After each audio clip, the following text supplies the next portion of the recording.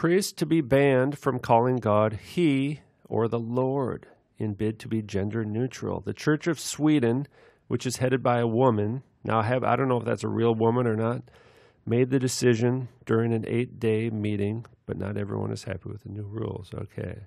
Members of the clergy have been told to use gender neutral when referring to God. Look at this. This is what's happening, all right? All over the world. Church of Sweden to stop clergy calling God He or the Lord and bid to crack down on gendered language. They're cracking down on the very concept of male or female. U.S. church to spend $9 million rewriting a gender-neutral Bible. A U.S. church is embroiled in a row over whether the Bible should be revised to make God gender-neutral. They're going to make God gender-neutral because He's not gender-neutral. The Episcopal Church in Austin, Texas, claimed an immediate revision of the Holy Book is needed. They suggest overwhelming use of masculine language is present throughout the ancient Christian text. Most of those testifying claim too many masculine nouns, pronouns, or imagery is used when depicting God. The clergy, which features several transgender members, claims it is wrong to claim God as a man. Okay, well, the trannies claim it's wrong, so we better change the world. Church of Sweden to stop using He and Lord and push for gender-neutral language. Theologically, for instance, we know that God is beyond our gender determinations. God is not a man. First female bishop says calling God He is a growing problem. Oh, it's a growing problem. I think it's always been there. It's always been normal, but now all of a sudden it's a growing problem. God should not be referred to as He. Bishop Rachel Treweek has said the Church of England should not call God He. Well, what should we call you, Bishop? Church of Sweden to start using gender-neutral terms for God. And look at this. They got the sun imagery, the sun god imagery.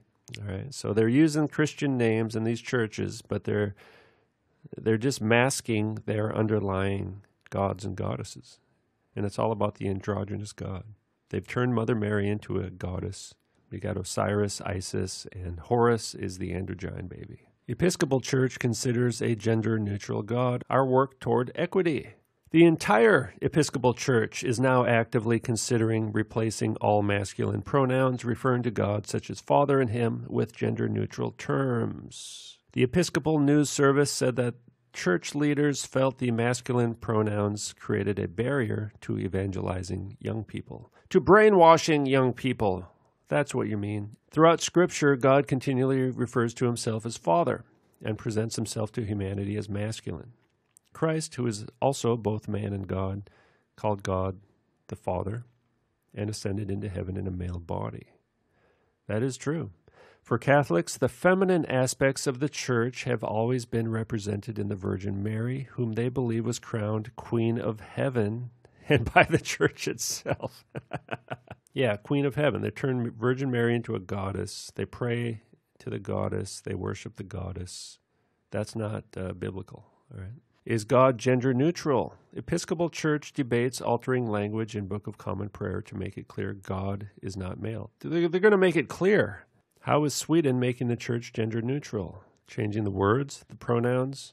U.S. Episcopal Church mulls radical plan to make God gender neutral. May follow Church of Sweden in removing spiritually exclusive terms like Holy Father. And the Church of England tells schools to let children explore gender identity.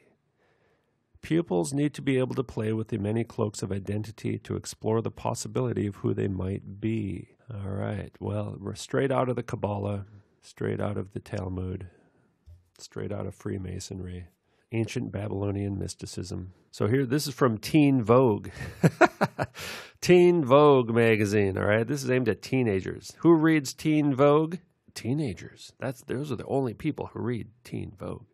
All your questions about gender-neutral pronouns answered, from grammar to what to do if you mess it up. Well, they're making it illegal to use the proper pronouns now. All right, this is fascism. This is trans fascism.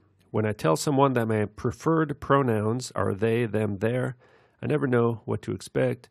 And basically what they're doing now in schools is that you have to inform people what your preferred pronoun is. You can choose your own pronouns now in schools. And then if somebody doesn't know what your pronoun is, they're like guilty of assault or something. Why use they instead of he, she? Well, I'll tell you why. Let's look at Genesis verse 27. Male and female created he them. Them is plural, meaning more than one person. So you can have one male and one female created them. Now, if they change the meaning of this word to be talking about one person, then you have male and female.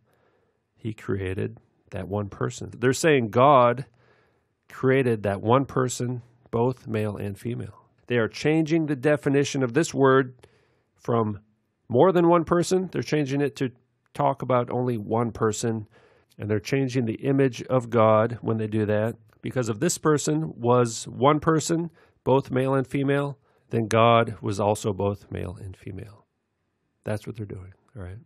And in doing so, they are actually recreating human beings.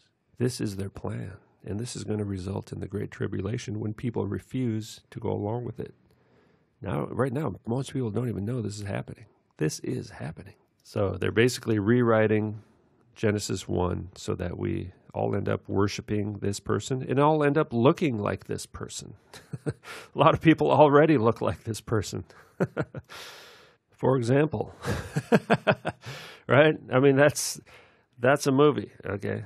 That's your androgynous God right there, okay? A lot of people already look like the Baphomet.